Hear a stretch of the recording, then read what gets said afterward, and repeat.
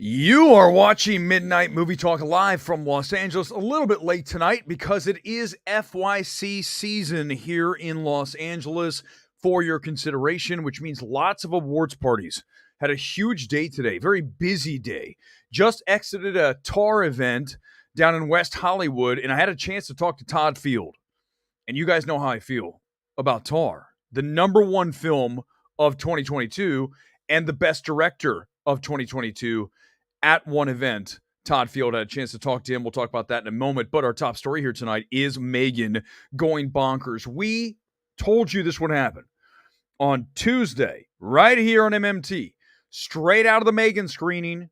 I came on live and told you guys this is a film that is going to work very well with mainstream audiences. It's going to outperform. It's going to do bonkers numbers. And for a film like this, 30 plus million opening is, quote, bonkers. Here it is.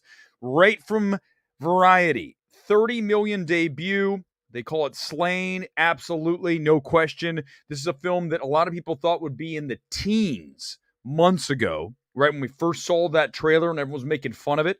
And it turned out to be exactly what this film needed. It was the meme marketing that put this film over the top and got it to 30.2 million over the weekend. And what's most impressive about this to me, when you look about M3GAN's numbers here, you look at the Friday number of 11 million plus, and then Saturday, which almost always is going to drop on a horror film for sure. It stayed the same at 11 million plus on Saturday and a little drop on Sunday. That tells me that word of mouth is strong, buzz is strong, and this is a film that is way over expectations for Universal. That's why they're already talking about a sequel. It's a film that cost $12 million to make, and it's already made 30.2 domestically. All in overseas, I think the total's at 45. It's already profitable because, as you guys know, the budget is roughly 3 times to get to the profitable margin on a film. And so that means we're at 36 and it's already at 45. They're going to make a M3GAN 2. Now, if you've seen the movie, that's a little bit of a problem because where are you going to go with it? I mean, of course, they'll come up with a way. That's never stopped a lot of films that should have never had a sequel from having a sequel. Someone goes, hey, how about we do this? In fact, hit me with ideas. What films were the worst sequels ever made, like had no business being made, and yet they did because it made money? It's a cash grab, the sequel is. We usually get that to happen. That's what's going to happen here with M3GAN. But I think the big story here this weekend, in addition to M3GAN, is the fact that Avatar continues to climb. I think when you look at this film, you're looking at 1.7 billion worldwide, and I think the most impressive thing about what happened this weekend with Avatar is the 1.7 billion is, yes, that's obviously huge. But what impresses me most, and what I did not expect to happen this weekend in particular, weekend number 4, is to see it only drop 33% stateside. That is pretty much unheard of in a fourth weekend to see a film. I mean, you go back to Titanic, another Cameron film. You go back to Greatest Showman, which was actually gaining every weekend. There's rare examples of films that hold and hold and hold, and Avatar's been able to do that. And I think it's twofold, and you see it this weekend with M3GAN. People want to go to the movies. They want to escape. And M3GAN provided that. Avatar provides that. Even A Man Called Otto, a film that Sony has done this kind of really strange release platform with it. They went New York, LA, and then they went like 650 screens this weekend. And then they're going to go wide with like 3,000 plus this coming weekend. But if you look at the numbers, it's doing very well. And that's one of the biggest stories here, aside from Avatar, aside from M3GAN, is that when you have a film like A Man Called Otto, an adult skewing film doing well, that's what we need. We didn't see that in the fall. We saw films like Tar, my number one film of the year, Fabelmans, Banshees. All these films came out that we thought were going to do something when it came to that adult skewing audience, and they didn't. And now you've got A Man Called Otto, which actually I told you guys when I came out of that about almost a month ago now when I saw that for the first time when they screened it here in Los Angeles. This is a film that's going to work with mainstream moviegoers largely. There's a few things that probably won't jive with them, but in general, they're going to like the story that's being told. So it's good to see that that could be the case as they go wide with that next weekend. But really, it's about the health of theatrical. You have M3GAN at 30, you have Avatar holding at a minus 33, and you've got a man called Otto coming in here and doing really well in semi-limited release 650 screens. So that's our box office snapshot here, is that people want to go to movies. And that is a good thing for all of us. And I think another hugely important part of what we're seeing this weekend with these films that are outperforming is the fact that they are theatrical only and they have not announced it's going to be on streaming in a week, because we know what happens when that happens. As soon as you tell someone that it's free in 7 days, in 14 days, in 17, in 20, in 30, you're going to get people that go, I'm just going to wait. There's no reason to rush out to a movie theater when I can just wait and get it at the luxury of home on my couch for a cheaper price, and I don't have to go anywhere, and it's right there. And that's why theatrical windows are so important to these films, and we need to reestablish a minimum of a 60-day theatrical window for everything that goes to theaters. The 90-day window, I understand, it's outdated. Let's bring it back to at least 45. I'd like to see 60. That's 2 months. That'll help all these films out. Every film, including Tar, Banshees, Fablemans, Empire of Light. God, Empire of Light just absolutely just went nowhere. What a shame, because of all the films this year, when you look at the quote awards films, Empire of Light is not the worst of them. Okay? It's not a great film. There are elements of greatness within there. Reznor Ross's score, for sure. Roger Deakins' cinematography, certainly. But as a screenplay, no. But still, the film's better than the Fablemans, and it completely bombed. But the reason these films are not doing well, it's a bunch of things, but theatrical windows are sacred, and when you remove them, you pay a price. And that's what we need to get back into the marketplace. And you're seeing it this weekend with all three of the films that are doing well. They do not have a streaming date next week or the week after. That is essential. Studios have to do that. Also, one more thing on M3GAN before I get to your comments about box office, then we'll roll into the other elements of the show. I saw Interstellar today, again, for the first time in 8+ years. And I have a lot of thoughts on this film. I think it's Christopher Nolan's best film, and we can debate that in a few minutes. But one thing I want to get on to M3GAN before I go to the comments. You know why PG-13 was so important to this film? It's the reason it's at 30 million versus 22. It's the reason this film outperformed higher than anyone thought it was, because we said that PG-13 rating was going to open up the audience to the preteens, to the teenagers, the people that were on the fence, that couldn't go without mom and dad for that R17 and under restricted rating. So now you open it up and you allow that extra audience to come in. The bigger pie creates the bigger number in 30+ million. That's why it was important to have this be PG-13. And for those people that are complaining about it's not violent enough, there's plenty of killer kid films out there that are violent, that are R. You don't need M3GAN to be that. We don't need everything. Go back and look at the remake of Child Play. That was super dark, super violent, and it did very bad numbers for Orion back in 2019. So M3GAN goes PG-13 and it makes a lot of money. So don't hammer the PG-13 rating, because the business is very good for PG-13 horror. And horror is hugely profitable. We see it over and over, and we see it again here with M3GAN. Let's get into it. Cell phone, good evening to you. It's recommended to never doubt James Cameron. I didn't doubt James Cameron, but I did, and I still believe everything I said about that opening weekend was accurate. It was under expectations, but this film did, as I said then, after opening weekend, I said Christmas quarter would be huge, and it's really everything for this film, and it absolutely did monstrous numbers throughout that entire 2+ weeks that we saw.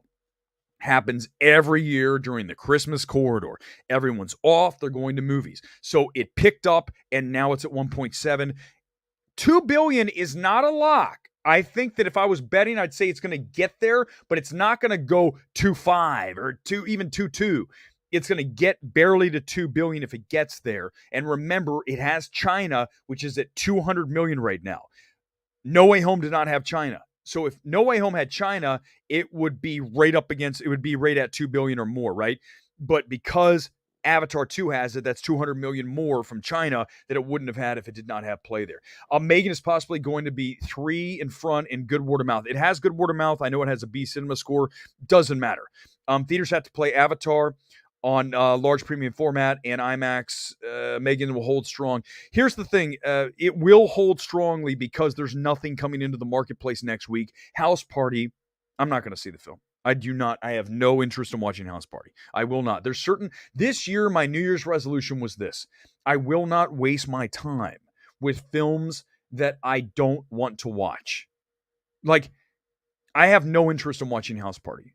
And there's certain films going forward that I just don't want to discuss. Even though I have A-List and I have 3 movies a week that are free technically, right? For $24, best thing you can buy. AMC A-List. This is not an ad, but it should be an ad, AMC. But even with those 3 free movies, I do not want to watch House Party. I have no interest.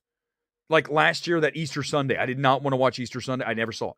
There's certain films I'm not going to get to, and you guys don't care. It's like no one comes on. What'd you think of House Party? Like, good Lord, nobody cares. M3GAN was a fun time at the cinema. That's largely, Rusty, what people are saying about it. They're having fun at it. They're having a good time watching the film because it gives you what you want for a PG-13 goofball, zany, wacky, semi-horror film. It's more of a thriller, right? I mean, the violence is so dialed down. But it had to be PG-13. There's still enough violence, I think. You got the 2 guys getting killed, in the elevator shaft, right? The 2 of them in the elevator as it opens up with blood all over the place. It's in the old days, that would be R. Not now. By the way, the reason I was late tonight, yes, Alex, you're following me on Twitter, I was hanging out with Todd Field at the TAR event. Let me show you a quick picture from that. I mentioned that it is FYC season here tonight. And FYC season is for your consideration, for those of you who just get familiar with FYC. And it means we, the studios, are pushing the films we want you to vote for Golden Globes, for Critics' Choice, for Hollywood Critics, for SAG, for, obviously the Oscars. All of these things are going on right now. Let's pull it up. Here it is. So this was me. I had a chance to talk to Todd Field tonight. And this is why I love being in LA. This is why I love doing what I do. It's not about, talking to Kate Blanchett. Don't get me wrong. That would have been cool. She was absolutely mom tonight. You know who I wanted to speak with for a moment? It was Todd Field, because I adore Tar. I think his direction on that film is the best of the year. The minimal approach he takes with that, it is by far the best directorial effort of the year. So when you get a chance to talk to Todd Field, I'm like, oh my God, let's talk about the film and the tech on it. And what a smart man. And I can't wait for what's next. I did ask him what's next. He says, I'm thinking of something, but I'm not quite there. It's going to take a little time. It took him like almost 16 years, I believe, was the break, right? When we got to Tar, 16 years between films. So now he's going to sit on it. I don't think we're going to have to wait 16 years because his juices are flowing. His creative juices are working right now because Tar is a huge success. And, it's funny when I talked to him, I said, hey, listen, I know you get told this all the time. It is the best film of the year. It is such an achievement in direction. And I want to compliment you as highly as I can. And I go, I know you hear that all the time. And he's like, yeah, I know, I do. But that's what we want to hear. As filmmakers, we want to hear that, this is a great film because obviously they spent a lot of time, years and years writing and directing and shooting and all these things. So it takes a lot of time to make a film. So they want to hear these things. So I have no problem doing that. So that was a really fun thing tonight. Also, I want to show you this. This was Kate Blanchett. Kate Blanchett is like just feet away from where I was talking to Todd Field tonight. She was absolutely slammed. I mean, she was just inundated with people. And you can see the crowd behind there. So what happens with these FYC events is that, and I'll roll down, here's another one. This is Austin Butler. Hold on, where's Austin Butler? Austin Butler and Baz Luhrmann at the Elvis event tonight. Yeah, there it is. Okay, so look, this is the 2 of them on the dance floor. This is Austin Butler on the right, Baz Luhrmann on the left. These events are just slammed with people. This event, the Elvis event, was like full of famous people. Bill Maher was there, Danny DeVito, the Dash Mashian, who's the guy who played Polka Dot Man in Suicide Squad, the most recent one, the James Gunn remake. He was there. He was walking out. All these stars are in this thing. And there's the two of them, but it's so busy. There's so many people, and they're all trying to go up and talk to Austin Butler. So whenever you get to these events, it's always kind of, pardon my French, a shit show when you get there and you have like Kate Blanchett just absolutely getting mauled by people. But I did what I said, listen, I don't care what happens. I'm going to say that I love your film, Todd Field, and I had a chance to tonight, so that was super awesome. And I do mention also that, hold on, did I even put a thing in here? Let's do this in a second. I want to do a Golden Globes preview because that's coming up on Tuesday night. That is why all the stars are here. The stars are in town for the Golden Globes. They are on Tuesday night, NBC, over at the Beverly Hilton, right down the street from where we were tonight. All the stars are here. So what they like to do, the studios, they bring the stars out to these events pre-Golden Globes, and then they leave town for a few months. Well, actually about a month, right? And then they come back for the Oscars. But they're all here. They're all in LA right now. So what a night it was. And these are the nights, like I said, I really enjoy being here. But I think the highlight of my day, as crazy as this is, the highlight of my day was actually seeing Interstellar. And I got a chance to see Interstellar in 70 millimeter today. Now, I have not watched Interstellar since back in 2014, the initial theatrical run, 8+ years ago. This will be the 9th year, right? This is 9 now, right? Is that right? Is this the ninth year? Next year's the 10th anniversary. So when I sat through Interstellar today, by the way, nightmare of a situation. It was in 70 millimeter. The sound was not synced up to the film. So they had to restart it twice down at the Beverly Fine Arts. Nightmare. Finally, it got going. And once it got going, I'm glad I stayed because I almost left. This is, in my estimation, Christopher Nolan's best film. It doesn't get the love it deserves. And let me tell you why it's his best film. Because of the emotional gravity, literal, right? In the film, and the gravity you feel, the emotional weight of this film, the relationship between father and daughter.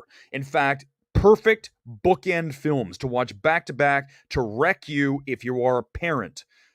Go watch Interstellar and follow it with Aftersun.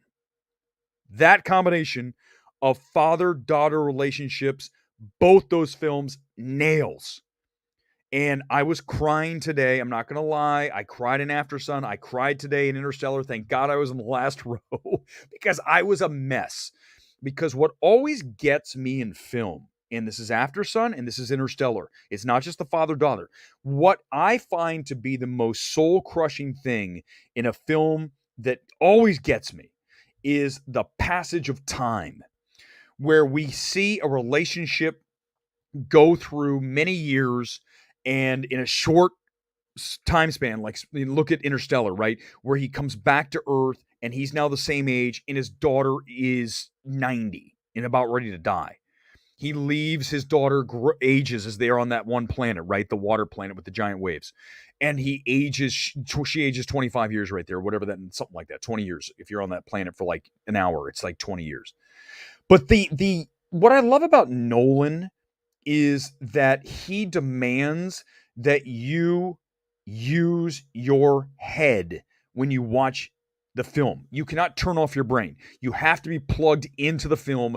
And whether you fully follow what Nolan is doing, and he asks a lot of you, and sometimes it does not always coalesce the way you want it to. You're like, oh my God, what the hell's happening here? Like, I think when Interstellar gets to that fifth dimension where he's in the wall, he's in like the Rubik's Cube inside, that whole thing goes, okay, wait. But then it manages to find the humanity again to bring it back to the relationship and the love, as he puts it in the script, right? The power of love.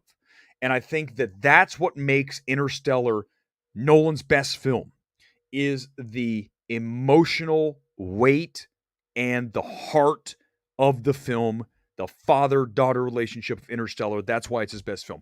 Come into the comments and tell me I know a lot of you are not going to agree with that, but if you base it on the emotion of the film, you are going to pick Interstellar, and I'm so glad I got a chance to see it today. And I didn't watch it on Netflix or on Hulu or whatever the hell streaming service it's on.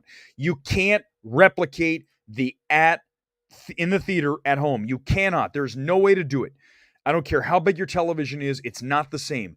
Communal, loud as hell, and just spiritual at the end of the day. And I think what's always fun to me with Interstellar, and I remember it back in 2014, and it was the same today. Some younger kids in front of me with their dad. They were talking to each other like, what the hell's going on? I can't hear the dialogue. You guys remember? Huge story when it was out back in 2014. Nolan purposely mixed Hans's score, which, by the way, oh my God, is that not one of the best scores ever? He mixes the score so high and pulls the dialogue down so low that often you're left wondering, what the hell are they saying? That was by design. For someone that's never seen Interstellar, they're like, this is messed up. That's what was happening when the film came out in 2014. People were going to the manager and going, you don't have the sound right. I want my money back. And then go back, do a Google search. They have pictures of letters from managers outside the ticket office saying, it's not our fault that Interstellar sounds whack. That's the way Nolan wanted it to be shown and to be mixed. It's his work, not ours. But in a weird way, it works because Hans Zimmer's score is masterful. That's why it works, but it is tough at times where you're trying to explain quantum physics to me, and all I can hear is Zimmer's otherworldly score, which isn't the worst thing to hear. Let's get into some comments here. I've been through a lot, and then we'll do we'll do some comments here. Super chat, you're in. Super chat, you're in right off the bat here tonight. As we're on a little late, we'll go 1 hour minimum, and we'll see where it goes from there. But I do want to talk Golden Globes Tuesday night. You guys know I run Awards Ace. I have a lot to say about Golden Globes. They are back. No matter what anyone tells you, people will be watching the Golden Globes on Tuesday night on NBC. The funny thing about it is, though, actually not funny for the Golden Globes or for NBC, is that it's going to be a monsoon here in LA starting tomorrow and for at least 24 hours. Very likely through the entire Golden Globes, it's going to be like a hurricane. So whatever that red carpet is, they're going to have to reevaluate how they do that. They're going to have to build, I don't know what they'll do it inside, the red carpet inside. They'll have to do something. I've been to the Beverly Hilton. I've been to the Golden Globes multiple times. They have the room in there to actually build some kind of like indoor red carpet, but it's going to be a shit show down there. Second time for shit show tonight. I try not to curse. I don't know why, but I do. I feel like it's just like I don't want to lessen myself and say the F-bomb, even though I can. Chris Gore, are you still at the party? Gore was at the Tar event, and he was there with his lovely girlfriend. I'm not going to mention the name. I don't know if he ever has. He was there along with Alan Ng. Great friends. We were all sitting on the couch, and I don't know if we got a chance to talk to Cate Blanchett because she was like feet away. But I guess, I mean, people were just, this is what happens when people come to see these events. Let me pull it up again. So this is Cate Blanchett. So one more time, there's me and Todd Field. Here comes Cate Blanchett. So Cate Blanchett is on a couch, or she's right near a couch. It's like there's a couch right there where you see the woman here closest to us. And then on the other side is the bar. Right behind there is the bar.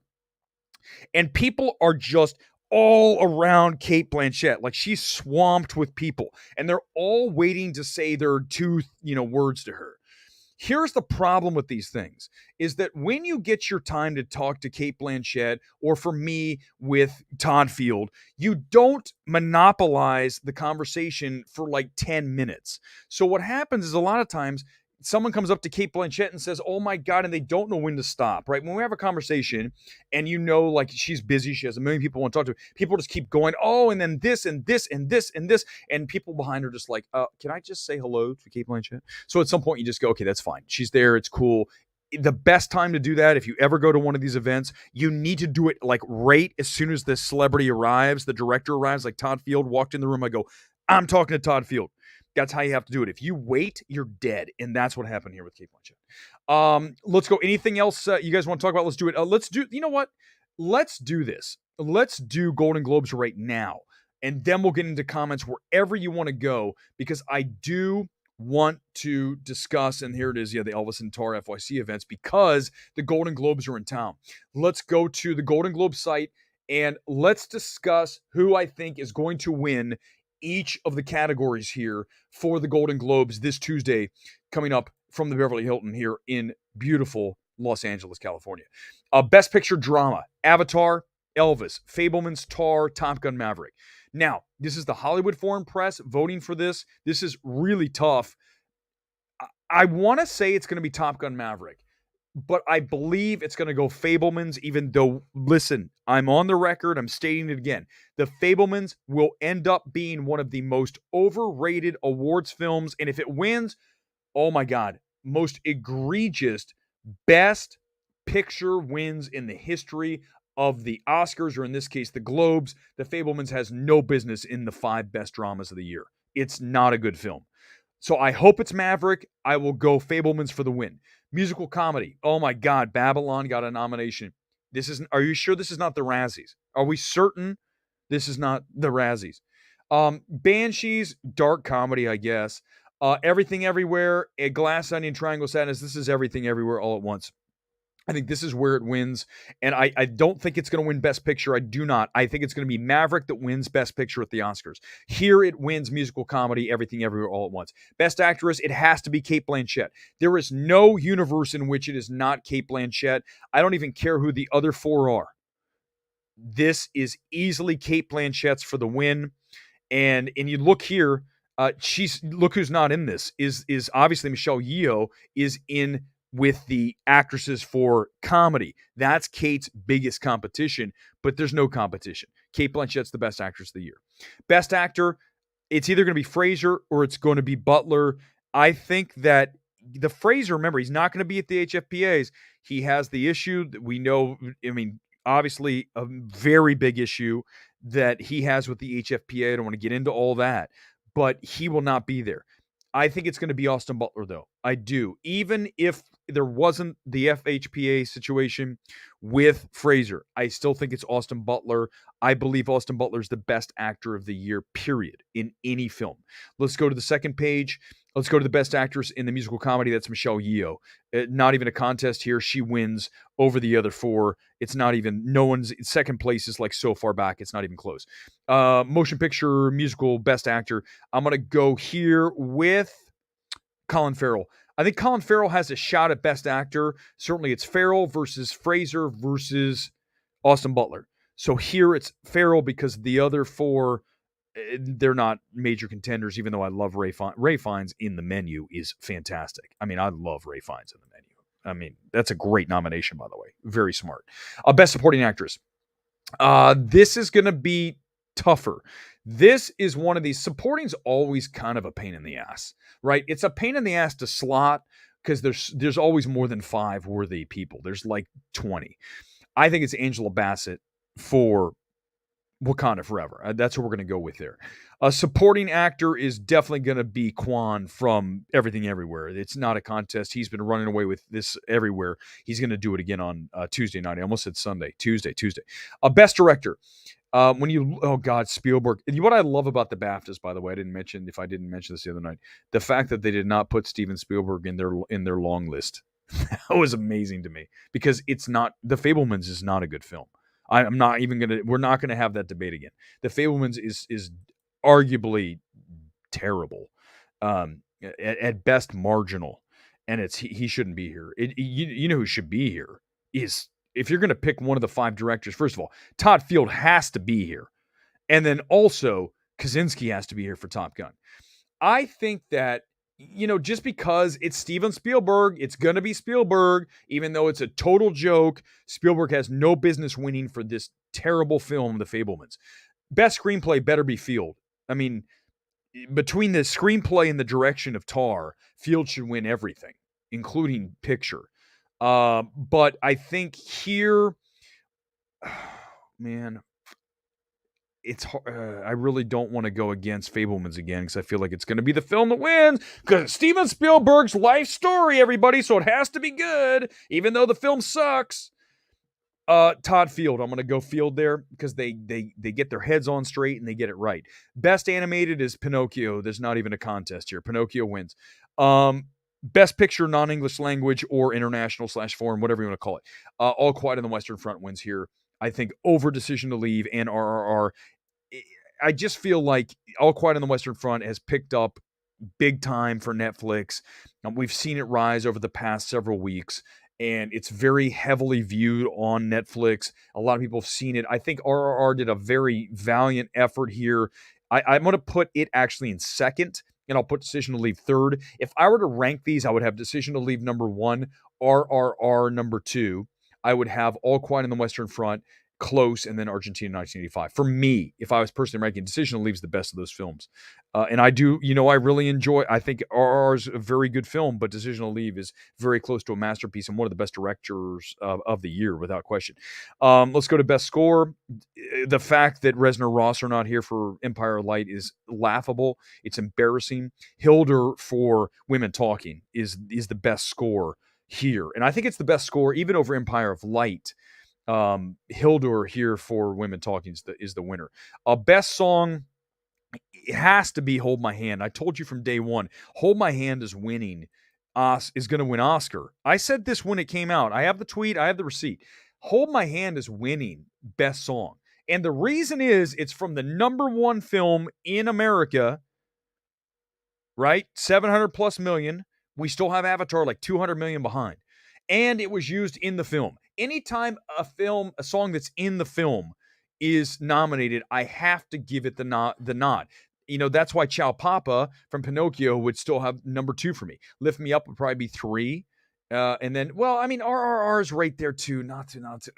But I think it's Hold My Hand. It's gotta be. And then television, you guys know I don't watch television, so we're gonna stop there. That's it. I really don't. I do not watch any of the series. I watch Ted Lasso, and I haven't even finished season 2. I watch, not Bill, that's Bill Hader, Barry, but I didn't even watch season 3. Right? I'm still on the. I just don't watch shows because when you watch a show, it's like such a time suck. So it better be amazing if I'm going to sit down and watch a show. Okay, let's get into comments. It is open comment time. We got to everything that we want to on this Sunday night. And it is time for you guys to chime in. If you have a super chat, if you are a member, you will jump to the top of the list. Hold My Hand is absolutely going to win. I think it's not even a contest. This song wins everywhere because it's absolutely the best song of the year from the best movie of the year, as far as a song from a film, without question. Let's go to Mulchi. Big week from Aftersun. Oh, you guys know how I feel about this tiny film that has suddenly become the sensation it is, and now everyone is finally talking about the film that I've been talking about here for over a month and a half now.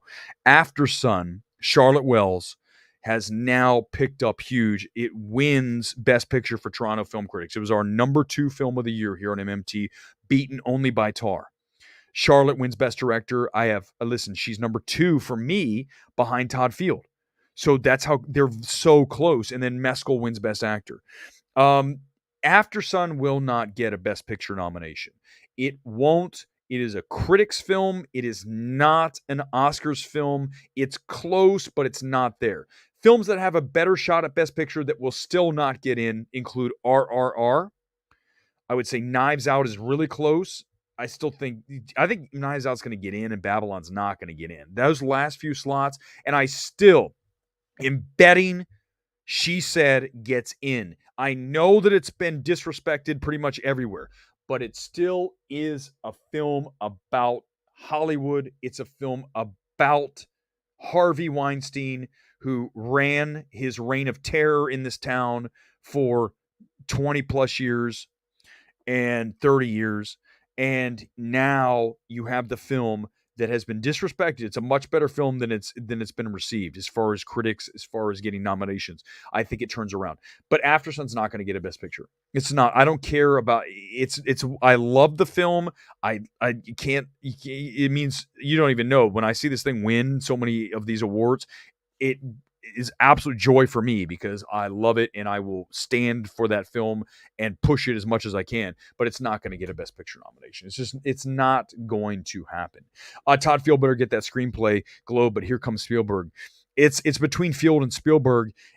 The problem is that when we are voting, and we've said this so many times on MMT, it's not you guys like broken record, Erick.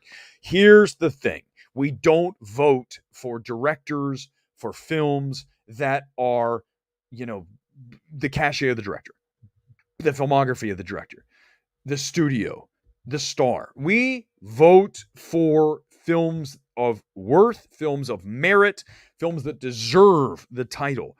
And there's no way in hell that Fabelmans deserves Best Picture or Best Screenplay. I mean, my God. I mean, the only scene that works in that film that really works is the final scene.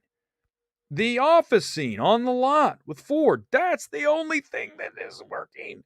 And then the film's over. I'm like, this film's terrible. I saw that film early, right after it came out of Toronto.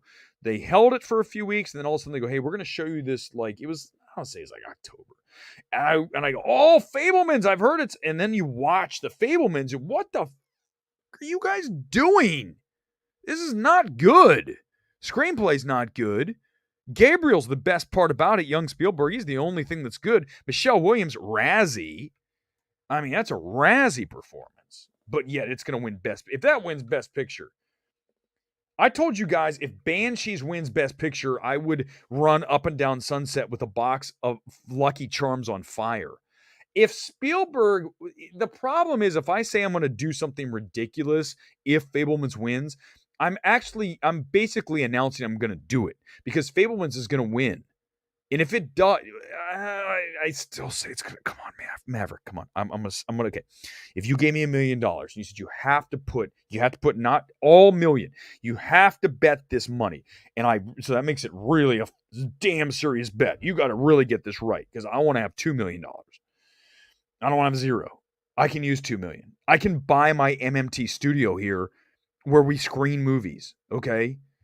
If I win the $2 million. I'm putting it on Maverick to win Best Picture. I'm taking the $1 million, I'm putting on Maverick, and I'm saying, that's it. I feel good. I'm going to bed. I can sleep on this. I'll sleep well. I believe it's the right decision. But God forbid, if Fabelmans wins Best Picture, it will be the worst Best Picture win in the history of the Oscars. Name any other film that you think was trash that won Best Picture, and you have a new leader of the trash heap.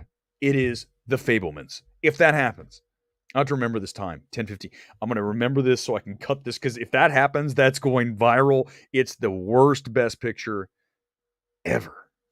Ever. Put some polls on Awards Ace and have an MMT fan.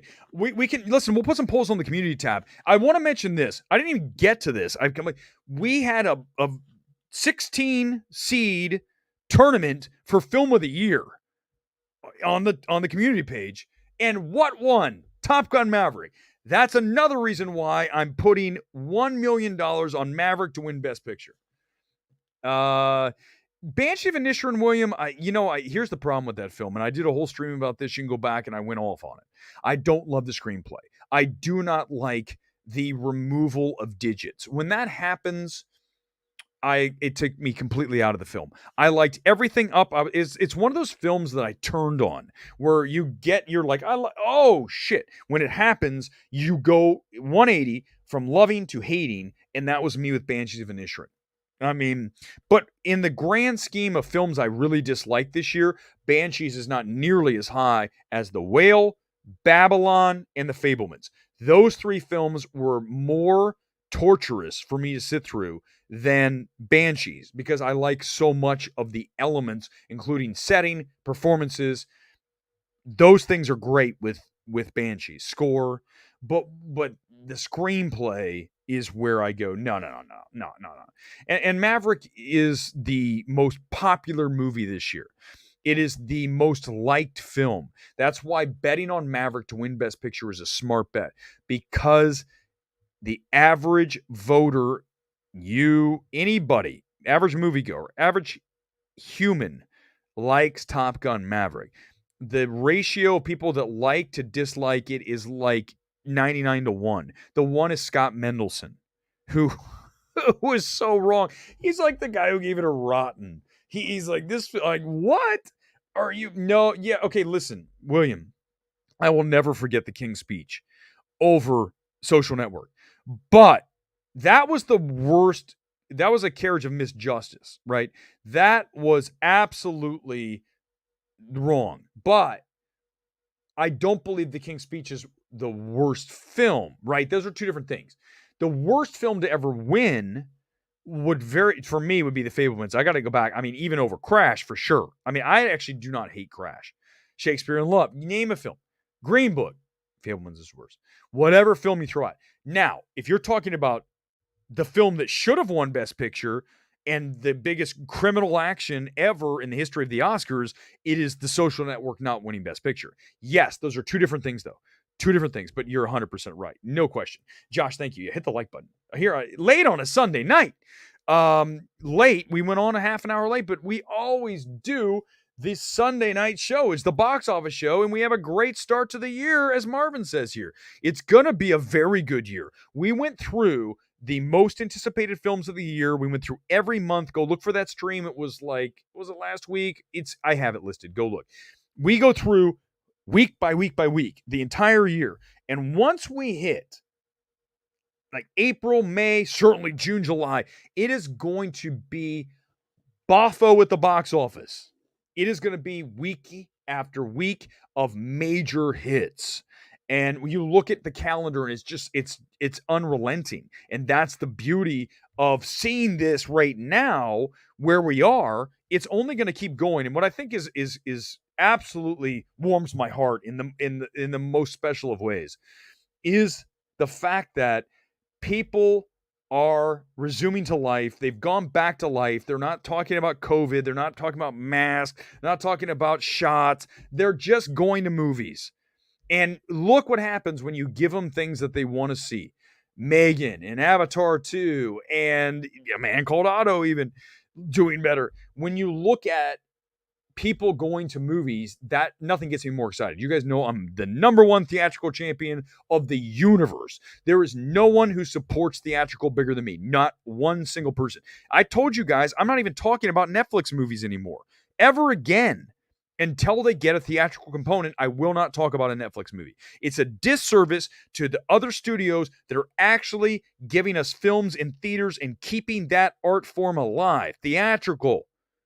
So it doesn't disappear like record shops. We have movie theaters. I don't want them to go away. So until Netflix figures out we need to have a meaningful theatrical component that involves AMC, Regal, and Cinemark and every other chain, I am not ever talking about a Netflix movie again. Not one. Ever again.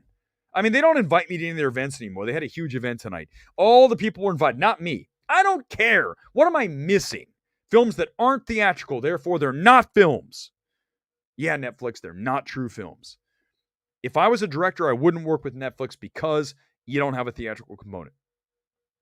I wouldn't even love Tar as much as I do if it was on Netflix. Now, I know that sounds strange, and I don't know if that's true. But I just know that I will always value a Focus Features film higher than a Netflix film. I will always value an A24, a Neon, a Universal, name a studio, Sony, Lionsgate, STX, more than Netflix. Because those are real studios, not STX, but the rest of them. Real studios that invest in theatrical, not you, Netflix. And until you figure that out, I don't want to talk about them. And I wish more people would do the same thing. That's how you make change. You have everybody. If all the journalists that cover films said, we're not going to talk about any of your films unless you get a meaningful theatrical component added to your films, then we're not going to talk about it. If we had more of that, it would be great. We could make them change. But I'm the only guy because everybody else is like, I want to get access to the Netflix movies. It must have been the Gray Man coverage was not good. It's my cue to grab there it is, the Gray Man box. The popcorn box from hell. This crap movie. This is the best stream. What stream do you recommend if you want to watch Erick go bonkers? You watch the Gray Man stream when they invited me to the premiere and I came out and said it is horrifically bad. The Gray Man was definitely, they all knew. They saw the tweets. The studios don't like me. Why? Because I come out of a movie like Gray Man, like Babylon, and say these movies are terrible. And the studios go, they like Scott Mans. They like Pete Hammond. They like Erick Davis. These people who come out of every movie and proclaim it to be the best film ever made. Oh my God, did you see this? This masterpiece. They like those people. We have a word for those people. What is that word, everybody? Help me out here. They are shills. No shills allowed here in the MMT space. None. We do not shill for anything. Well, I guess we technically shill for things we love and anti-shill things we hate. So technically, I guess. But you know these people that are out there raving about everything. They have no value to their words. Zero. They are calorie free when it comes to takes.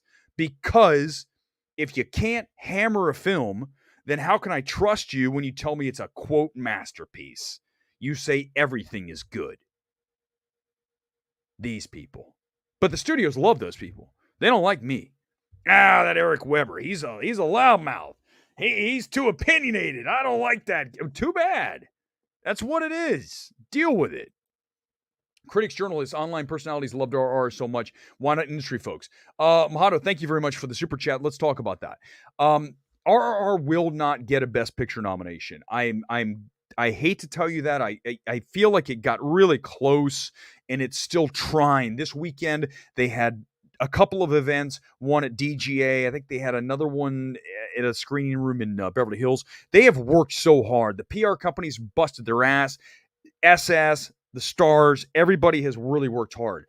The problem is that RRR is a hugely popular film, as you know, on film Twitter, no question. Also, there's tons of fans outside of film Twitter. Clearly, when you sell out the Chinese theater tomorrow night here in Los Angeles, there's a lot of fans. But those fans, if we had a Venn diagram of fans of RRR and Oscar voters, they don't intersect much. There's a little bit of it, right? A little bit of the circles, but it's not the circle, right? Here's the difference. RRR is fans and right here. By the way, I'm not... This is great. Look at him. He's making the white power symbol. That's what someone will do. That'll be so great. Look at him. He's making the white power symbol, which I didn't... This is okay, isn't it? Okay. This is the Venn diagram of this is right. This is Top Gun Maverick. This is RRR. RRR is not as blending on that Venn diagram as you want it to be. But it's not the fault of the filmmakers. It's not the fault of the studio. It's not the fault of the PR agency that's busted their asses on this film. I just do not think it's going to happen for RRR. So it made a valiant effort. But if you were asking me, is it getting in? I say, no, it's not. Because there's other films that are getting in front of it. Let's pull up. Okay, so let's pull up right now. These are the films that I believe are in. We go to, can you guys ever tell whenever I pull up a website, there's always ads for shoes, for athletic shoes, because I buy them to go to the gym and for the street. So now Nike's I'm sorry, but I just admit this. I have a problem with shoes. Okay. Let's go through the current rankings right now. And I might have to update this, but right now, these are the rankings for Best Picture. Okay. From my website, awardsace.com, go to it. Everything's there. It's the best award site. It's the easiest award site. And I'm not just saying that because I run it and own it and all that. No, it is the best. Simple. Very simple, to the point.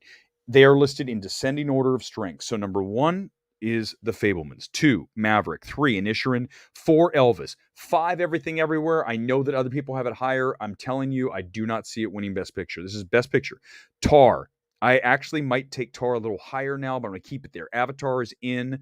Women Talking, it better be in. It's unfortunately is not done well at the box office. What did I tell you the problem with Women Talking was? It's called Women Talking. If you would have called it The Colony, we would have a Best Picture for sure. At least a nominee, not to win. Women Talking's in, and I have She Said. Now I have Glass Onion in. Black Panther is 11. Let's do that. Let's see. 1, 2, 3, 4, 5, 6, 7, 8, 9, 10. So Black Panther's the last one in. Let's do it. Fableman's 1, 2, 3, 4, 5, 6, 7, 8, 9, 10. Yeah, Glass Onion's the last one in.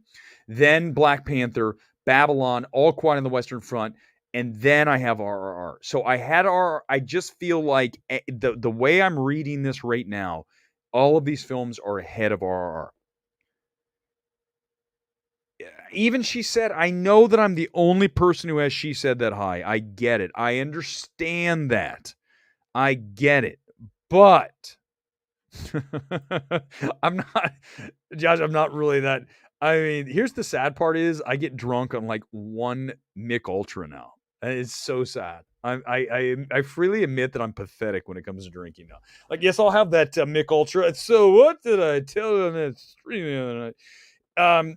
She said I have higher than most people, but here's the truth is this. It's a movie about Hollywood, about Harvey Weinstein. I think there's no way it doesn't get in. I don't care what's happened before. Decision to Leave is not going to get in. Decision to Leave, let's roll it down. I think I have that. I have it way down now. I've got to pull that up. I'm going to pull it up a little bit, but it's not getting in. Decision to Leave's not getting in. Woman King's in before. Pinocchio's in before. Living's in. See, that's the problem. Empire Light, I would actually drop. I got to set that. Empire Light drops. I'll pull After Sun up. Triangle Sadness. But you gotta think, guys, listen, once we get down to this level here in the middleweights, these films aren't getting in. Because think of it this way. This is the draft board, right? This is how I run the site. It's a draft board of films. So the number one pick is Fabelmans, 2, Maverick, down and down. So the further you go down, the further away from the chance of getting in. So the last films that have a shot at getting in, in my estimation right now, are Glass Onion. Okay, She Said, Glass Onion, Black Panther, Babylon, and All Quiet on the Western Front. Then we go down to the middleweights, which is RRR, Woman King, Pinocchio. Now, I will freely admit that the back end of this is going to be wild this year because the Oscars it's a weird year. I mean, the bottom half of the Best Picture race is weak. And because it's so weak, because this was a weak year, there are really great films in a weak year overall. We have a situation where that last 2 slots could go a lot of different ways. I'm not saying RR is a 0% chance. I'm just telling you that it is low. It is not in. Anyone who's saying RR is in is looking for clicks, is looking for likes, that's not the reality of the situation. The thing about what I do, and you guys know, the number one value I bring to the film journalism space, film evaluation space, is being unbiased. That's the number one skill I bring. And most people aren't built like that. They have agendas, they have biases, they want to get clicks. I don't give a shit about that. I told you guys when we started this channel was going to be niche, and I don't care if it is. That's what it is. It's about box office. It's about evaluation of films, awards. It's about things that are not Marvel movies 24/7 like a Campea or Grace Randolph, where they talk about DC films the entire time. We can do that, but I don't want to make that the meat and potatoes of this stream. The stream is about industry stuff, and it's about general, unbiased thoughts on movies and films and cinema. And as such, I think that you're talking to, right now, the number one most unbiased, least biased person in the space.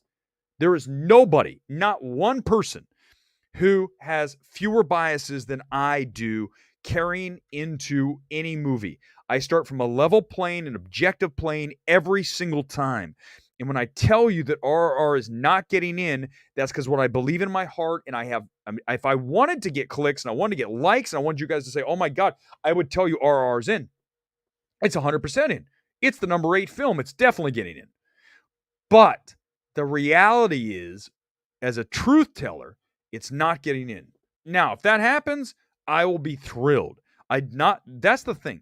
I don't want to not see it get in, but I want to be realistic with you guys.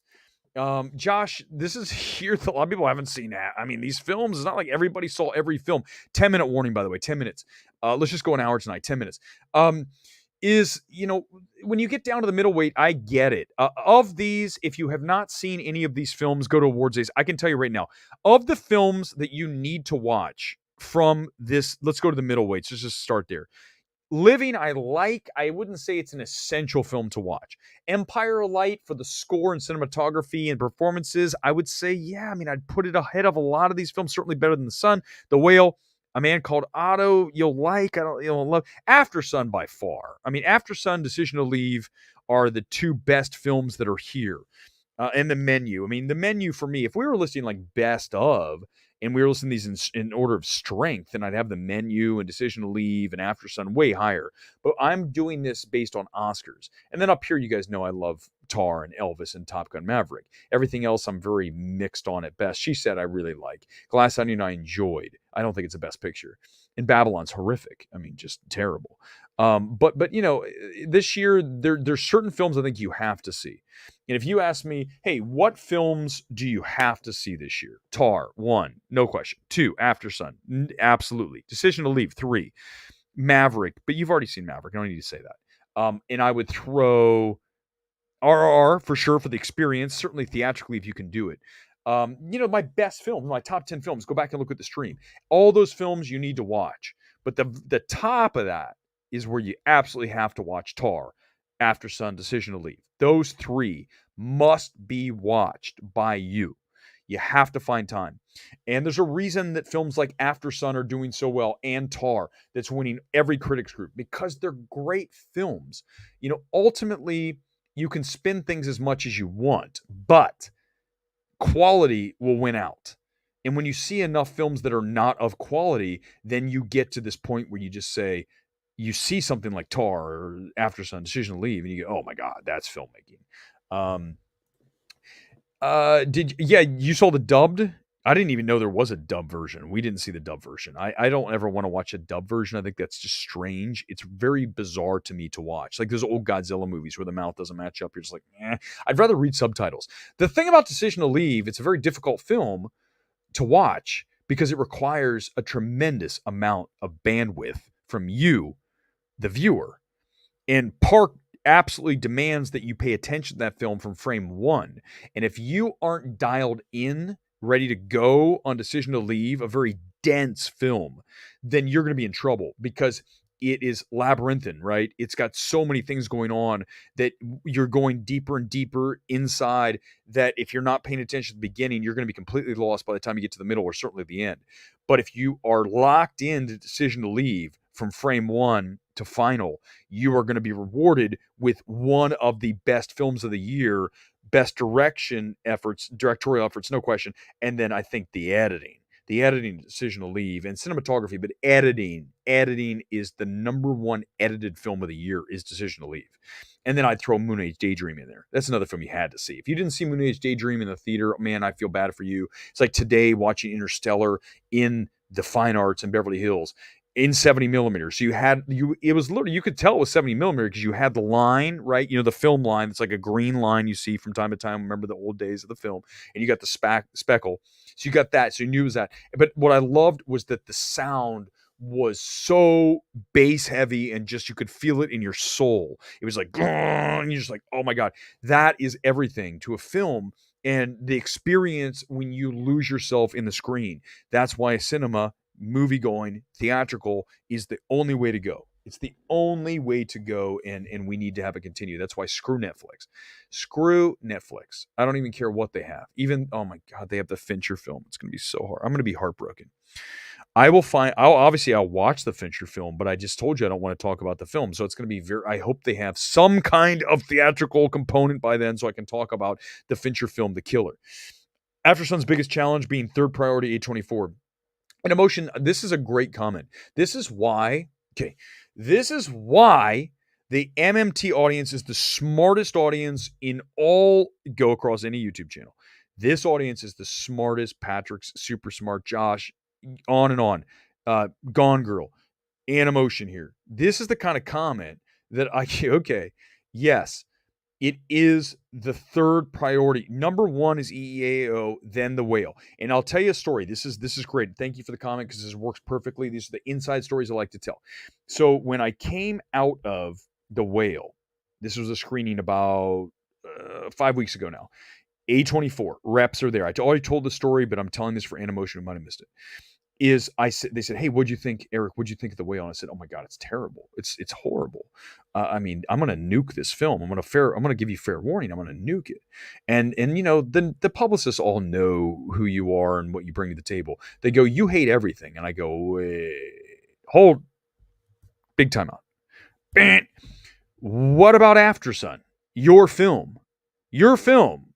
I just raved about and said one of the best films of the year. At that point, I didn't know it'd be my number two, but I knew it'd be way up there. Here's the problem. The studios have certain films they really want you to like. And A24 wants you to love EEAO and they want you to love The Whale. After Sun's like, yeah, it's one of our films, but just to your point in emotion, it's not their number one dog in the fight. That's EEAO. They say, oh, well, but wait, shouldn't you treat all your films the same? That's not how it works. The studios prioritize films, and Netflix does it too. I remember going back to the year of The Irishman. Great story. This is absolutely exactly what we're talking about here with Animotion. Netflix, they had The Irishman that year, 2019. Or was it 18? I think it was 18. Whatever year The Irishman was. The same year, they had The Two Popes. And I remember telling Netflix repeatedly, your best film this year is not The Irishman, it is The Two Popes. And every time I told one of their reps, I told one of the people that works for PR for them, I said, they would look at me like, but what do you think of The Irishman? I'm like, I'm trying to tell you something here, and you're not listening to me. The Two Popes is your best film this year. And they just go, they want you so bad to like the film they want you to like that they can't see it any other way. And I'm like, that's not who I am. I will never be that person. So to A24, when I go, oh, I loved After Sun. Oh, that's right. X, Pearl. Ooh, those are your films, but they want you to like the films they want you to like. Universal wants you to like The Fabelmans. They don't want you to like M3GAN. Not that that was an awards film. But right, they want you to watch Fabelmans more than She Said. I love She Said. Universal's like, do you like Fabelmans? Like, I love She Said. Well, do you like Fabelmans? Stop. No, I don't. I hate it. It's terrible. So bad. Most overrated Best Picture winner ever. 5 more. We'll go 5 minutes. We get 5 minutes. 5-minute warning. 5-minute warning. By the way, I'd like to say that I have my velvet blazer on tonight. The velvet, because this is what I still have. The Inter Milan. By the way, hold on, let me pull up the banner. So there's you. Do I have it on here as an Inter? I don't know if I put on here who. Yeah, this is Inter Milan. This is the reason I wore this one tonight is because look at it. This one's got this is one of the most aggressive first jerseys a team has ever had. So jerseys, they have a home, they have a away, and they have a third, right? Sometimes they have a fourth.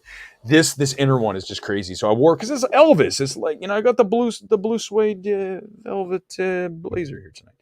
A few more comments. We got 5 minutes. I got to William here. Let's get to it. Why nobody talking about the Batman? I'm not a fanboy, but I still think Batman's far better. Okay. William, great question. Perfect question. Another smart question. The Batman's problem is multifold. The number one problem that film has is it was released back in March. That was the first thing we did on this channel, a review of the Batman with Scott Menzel. I remember that. That's how long it's been. Forever. It's been 9 months. So that is always going to be a major roadblock to any film succeeding during award season. Now, you're going to turn that on me right now, and you're going to say, Everything Everywhere was earlier this year. Difference. Here's the difference. Everything Everywhere became a sensation that was almost unstoppable. And trust me, I think it's incredibly overrated. You guys know that. But I can't argue that it became a sensation. And when a film makes that leap from just a regular film that people see and forget, becomes a sensation, like I would even argue M3GAN is doing some of that, right? When it gets to be this buzzy kind of thing where just everyday person is talking about it, Maverick clearly did that. But that's why Everything Everywhere got there. That's why Get Out did that from earlier in the year. The Batman, even though it did have a ton of buzz, it made 700 million plus worldwide, it still has the disadvantage of being a March film, trying to drag it all the way through to almost a year now, 10 months since it was released. The films that are more fresh, more current, not 10 months ago, are always going to have an advantage. But Everything Everywhere is an outlier. Do not use that as the thing. Get Out, outlier. Black Panther, Outlier, the first one. These are films that were released earlier that had the success. The Batman, if the Batman had been released in September, October, very much like Joker, I'm not saying that it would have won everything, but it would have more nominations because it is more current, it's fresher. But Warner Brothers said we want to put that out in. I question that decision. I think from a box office perspective, obviously it worked out pretty well because that was still when we were COVID. People are scared.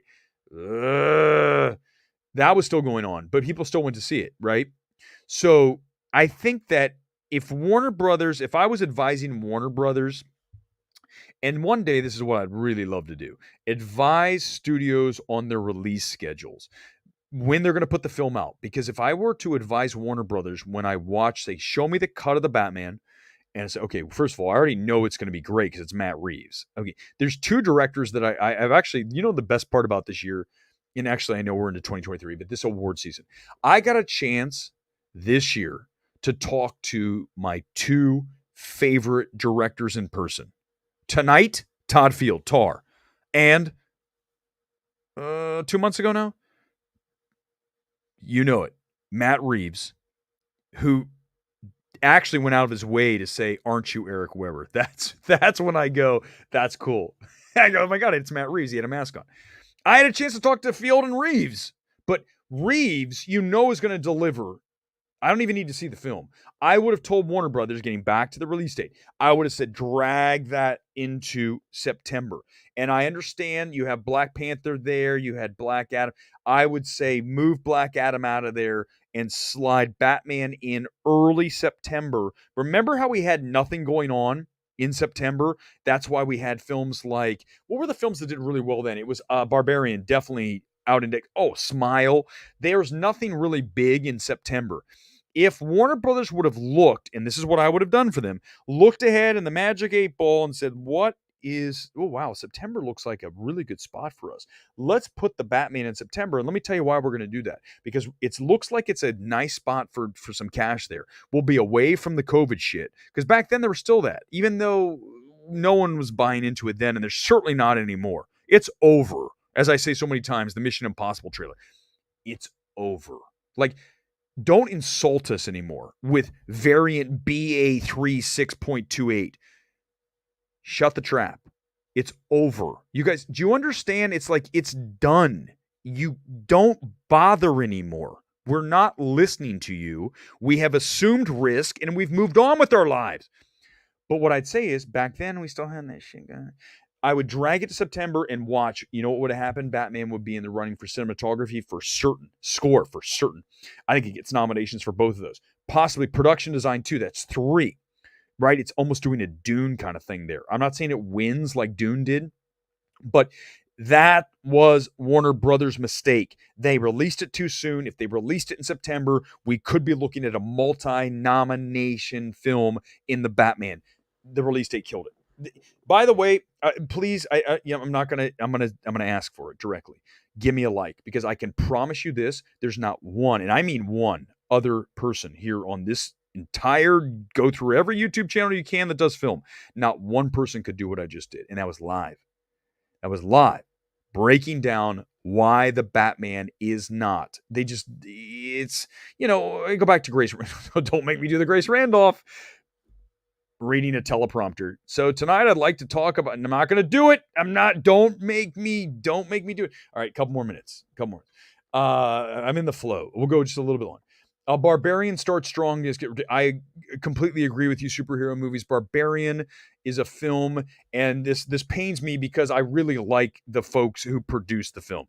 Okay, I actually know the producers, and the hardest part is when you see a film and you have to be honest about it, and you have a somewhat of a relationship with the people, and you get to know them, and you go, how do I say this? I think the film has a lot of issues. I mean, my problem with Barbarian. My problem with Barbarian was always the fact that it's so on the nose with Don't Breathe. Detroit, serial killer, dilapidated house, right, in the basement, It's very similar, right? Impregnating women. Okay, at this point we can talk about it. Yeah, it's come on, man. I mean, it is so on the nose the difference between the similarities between Barbarian and Don't Breathe. That was the problem I had with the film. And now that if you haven't seen that, when I say that, you can't unsee it, right? But I like Zach's ambition. Okay, I love the story ambition, telling the story going back in time. The reset with Justin Long, and then the reset going back to his roots. Way back in the 80s, right? It was the 80s. All that is awesome. And I think I just want to see the screenplay not be so derivative of Don't Breathe. And I think it's 100% accurate. It absolutely is. It's 100%. You guys are crazy. The Batman had scenes that floored me. I was watching. Okay, here's what I think the Batman excels at. We mentioned them very simply: cinematography, Greg Fraser; score, Giacchino; and then production design. Those three, and then Matt Reeves' direction. Obviously, I think the screenplay. I think it needs to be tightened up. The film needs to be about 220 instead of 3. Right about 3. I'd bring it about 220. I would lose a little bit of that back end. I think the film ends with Batman's speech as we're going up on the woman getting pulled out of there on the lift. I haven't seen the movie in like 9 months now, so I'm trying to draw back on it. That's when the film ends. I think the whole Catwoman, them on the motorcycles. I understand you have to say goodbye to her. He said, nope. Do it earlier. Say goodbye to her when he's up in the rafters. That's it, and then move on. I think that's the mistake of the film. And I also think you take the Joker scene and you slide that to the end credits. So that's what I would tell if I watched Matt Reeves' cut of that. I'd say, this is what we're going to do. Cut this and that, move that there. And I know that he's going to have a reason why he did these things. I'm just telling you, I believe that what I just said makes the film better. I think that's another thing. It's almost like film doctor. Show me a film and I can tell you what you need to clean, what you need to cut, what you need to bring and tighten, and just calibrate a little bit tighter here. And I think that you look at even Interstellar today. The Interstellar the whole Matt Damon, that whole bit needs to be cut probably by 5 minutes. There's a way to do everything that Matt Damon is in that film and just bringing it in at 5 minutes shorter, and it brings everything tighter. There's ways to tighten everything up in Interstellar to get it from like 250 or 245, whatever the runtime. It's almost 3, down to like 215. Just good squeeze. Every film needs to be squeezed. Every single film. Even Tar needs to be compacted. The only films that are rare that do not need any compaction, need to be compacted, is that something that's 90 minutes. But even those, sometimes you can watch. I can probably get 80 out of this. M3GAN, one of the strengths of M3GAN is that it's like 130, 132. That is huge. That's very key to its success. If that was 150, it would wear on you and you wouldn't like it as much. And that's the same thing with Violent Night. Violent Night, a film that should have come in at 130 versus 155, whatever, but at least 150. That's 20 minutes we can cut. We can bring in and make it leaner. It's like, put it on a diet. Put your film on a diet, make it lean, make it mean, bring it in at 140 or under, and that's always going to be the winner. Every film. Now, I just said Interstellar doesn't need to be 245, maybe 215.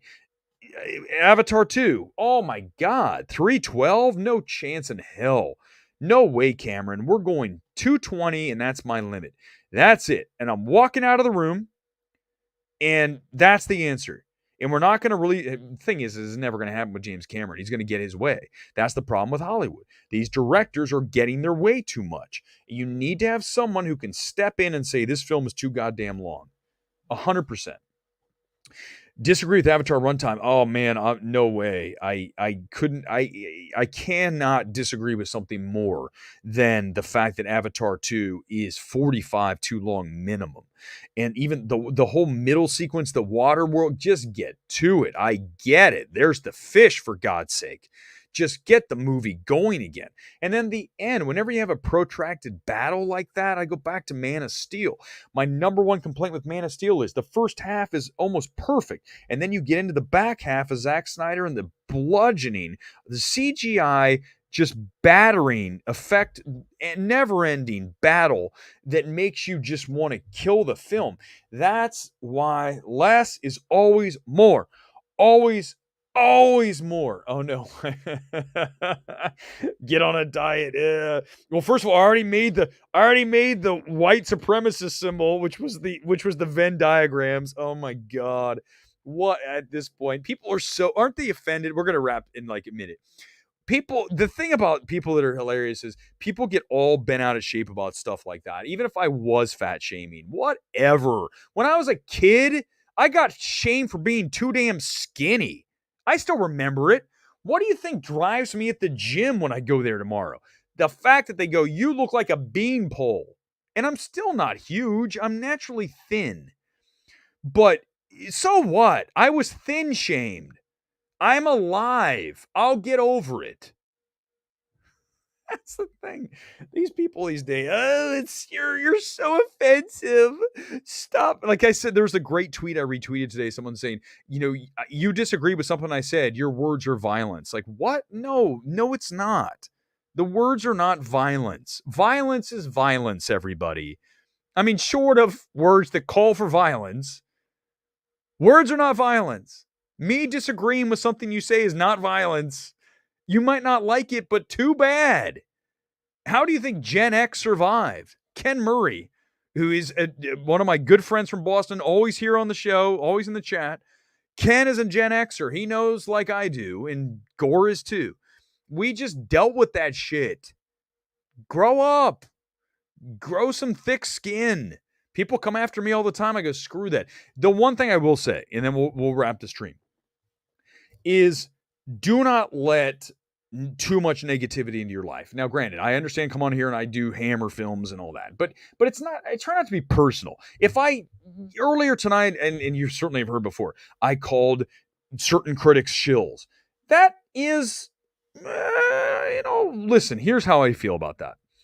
If it's truth, so if someone said to you, Erick, you are mean. I'd say, well, we'll explain why. And then it's okay. There's sometimes I will admit, yes. But I think that calling someone a shill is not personal. It's truth. I mean, I know that sounds weird. It is technically personal. But here's how you avoid that. Don't be a shill. If someone was directing that at me, said, Erick, you're a shill. Say, what? No. Look, here's all these movies I destroyed. Like, not just didn't like, but nuked. The Whale, Babylon, Fablemans. These other people that are shills can't point. They can't point to one. Not just 3 or 4 or 10 or 20. You guys, I could go forever on films I've nuked. These people can't point to one.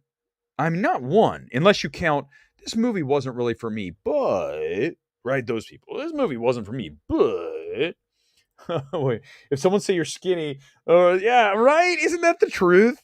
Like, what if someone said someone said that about me? Like, you're not that big, you're skinny. So what? That's why I'm going to the gym and trying to stay big or whatever I can muster out of my lean body. But yeah, whatever, man. It is what it is. Like, I just don't let the words hurt you so bad. We'll get to that another time. I want to roll out of here. Thank you guys, by the way, for being here tonight. We'll be back here. I do want to mention this. We are going to be doing a Golden Globes event on Tuesday night here. Now, here's what we're going to do. Golden Globes, I don't think we're going to be on live. We might go live at the very end of the show. So the show is going to be early on Tuesday.